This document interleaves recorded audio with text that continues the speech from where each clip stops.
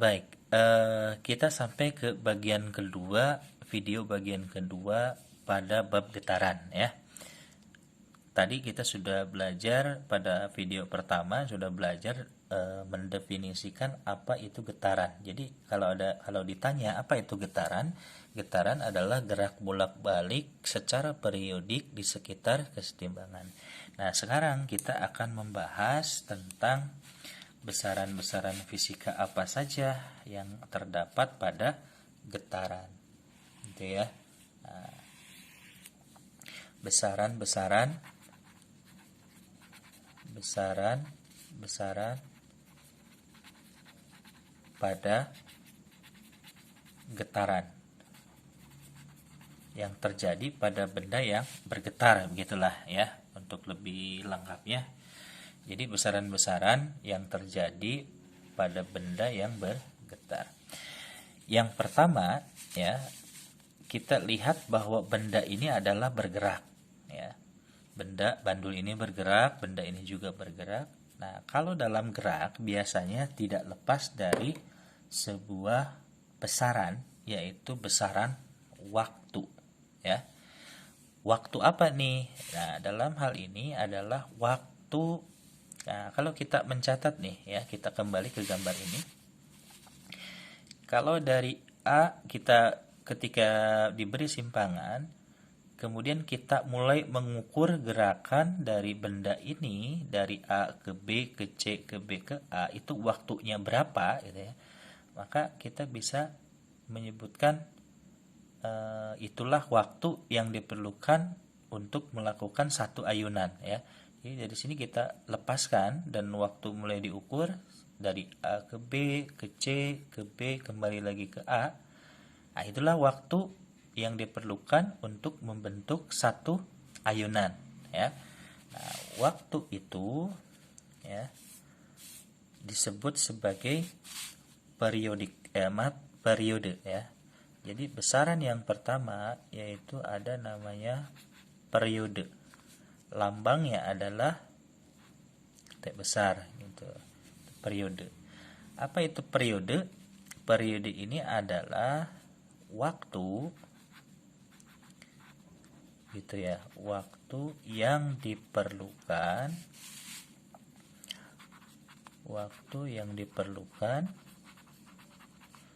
untuk membentuk satu getaran. Itulah ya. Jadi waktu yang diperlukan untuk membentuk satu getaran itu adalah periode ya. Nah, satu getaran itu adalah banyaknya getaran ya. Bagaimana kalau 2 getaran, 3 getaran ya. Jadi satu getaran ini adalah banyaknya getaran, itu disebut sebagai N gitu ya. Kalau lambangnya itu N. Berarti kalau waktu ini ya, waktu yang ini adalah waktu ini T ya, dalam sekon. Ini lihat, ini ada T kecil, ada T besar.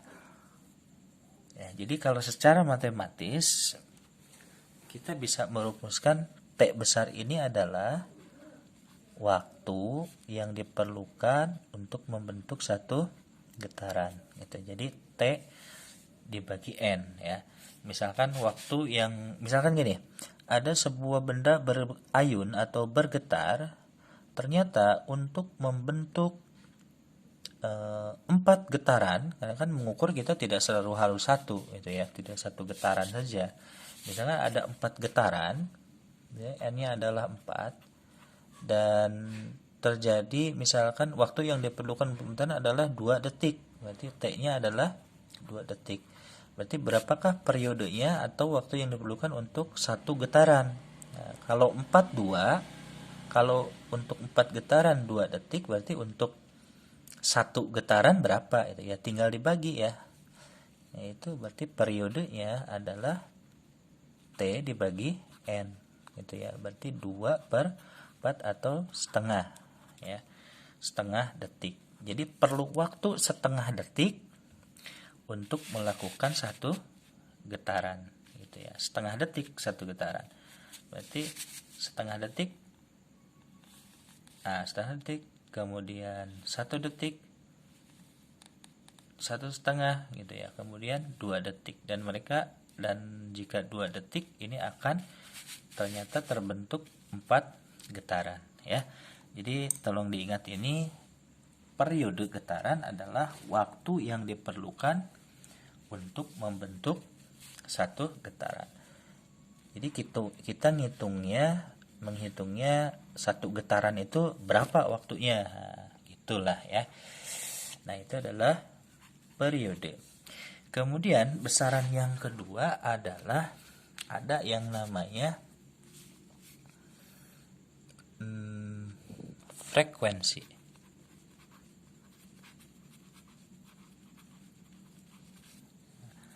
Nah, kalau frekuensi itu begini. Frekuensi itu definisinya adalah banyaknya getaran yang terjadi dalam 1 detik. Misalkan ada benda sedang bergetar, nah kita mengukur selama 1 detik dia ada berapa getaran gitu ya. Nah, itu definisi dari frekuensi. Jadi frekuensi itu boleh dibilang, frekuensi itu lambangnya F kecil ya. Jadi frekuensi itu adalah banyaknya getaran dalam 1 detik gitu. Karena kita pengukuran tidak hanya misalkan tidak perlu untuk mengukur 1 detik, bisa saja dalam 5 detik berapa getaran gitu ya. Sehingga misal ya, dalam sebuah percobaan seorang siswa menghitung ada terjadi 5 getaran. Terjadi 5 getaran atau 5 ayunan gitu ya. Dan ternyata waktu yang diperlukan untuk membentuk 5 getaran ini misalkan 3 detik atau 2 detik gitu ya. T-nya 2 detik.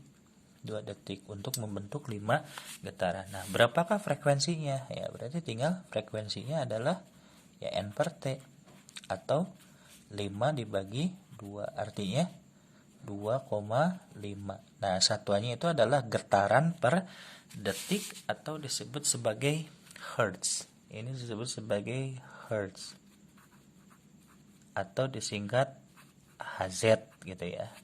Ya, jadi satuan frekuensi itu adalah hertz ya. Ya, jadi jangan tertukar. Ya. Jadi kalau ada istilah periode 0,5 detik, artinya sebuah benda tersebut perlu waktu 0,5 detik untuk membentuk 1 getaran, gitu ya cara bacanya. Jadi kalau periodenya 1 detik, artinya perlu waktu 1 detik untuk benda tersebut untuk melakukan 1 getaran. Nah, kalau ada frekuensi 2,5 Hz, itu artinya terjadi 2,5 getaran setiap detik. Kalau saya tulis misalnya frekuensi 5 Hz, itu artinya apa? Jadi terjadi 5 getaran setiap detik, setiap 1 detik gitu ya. Jadi cara bacanya begitu, frekuensi dan periode. Dan kalau kita lihat ya, frekuensi dan periode itu kebalikan ya. Jadi kalau periode itu T per N, kalau frekuensi itu N per T gitu. Oke, periode, kemudian frekuensi, kemudian ada besaran pada ayunan atau pada getaran, yaitu ada namanya amplitudo ya. Amplitudo ini dilambangkan A. Amplitudo itu begini. Nah, tadi kita sebut B ini sebagai kesetimbangan ya. Nah, benda itu kan suatu saat ada di sini gitu ya, bisa ada di sini, ada di sini gitu ya, ada di sini, ada di sini. Nah, kalau misalkan ketika benda ada di sini, nah, relatifnya kan keseimbangan segini ya. Jadi suatu saat di setiap detik dia memiliki jarak terhadap kesetimbangan ini, jarak relatif terhadap kesetimbangan. Ya, ketika di sini berarti jarak terhadap kesetimbangannya mana ya, ini gitu ya. Nah, ada jarak dari kesetimbangan di mana jarak tersebut adalah jarak paling jauh. Mana jarak paling jauh? Yaitu jarak ketika dia di sini.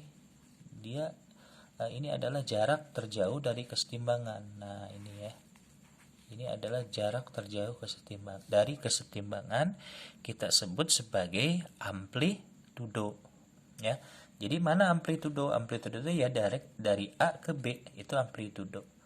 Juga dari B ke C itu juga amplitudo. Kalau dari A ke C itu berarti 2 kali amplitudo gitu ya. Jadi dari sini A, dari ke sini dari B ke C juga A ya. Jadi dari A ke C adalah 2A atau 2 amplitudo. Jadi amplitudo ini didefinisikan sebagai simpangan terjauh gitu ya. Adalah simpangan terjauh.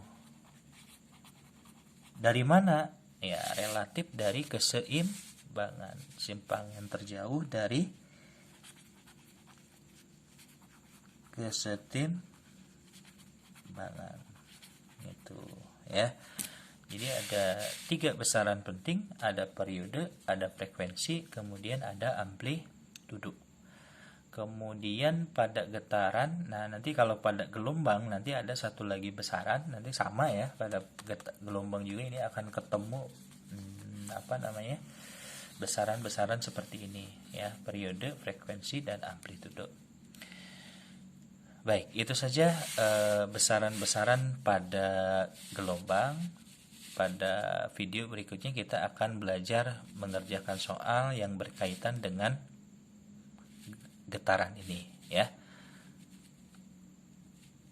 Baik, terima kasih sudah menonton video ini.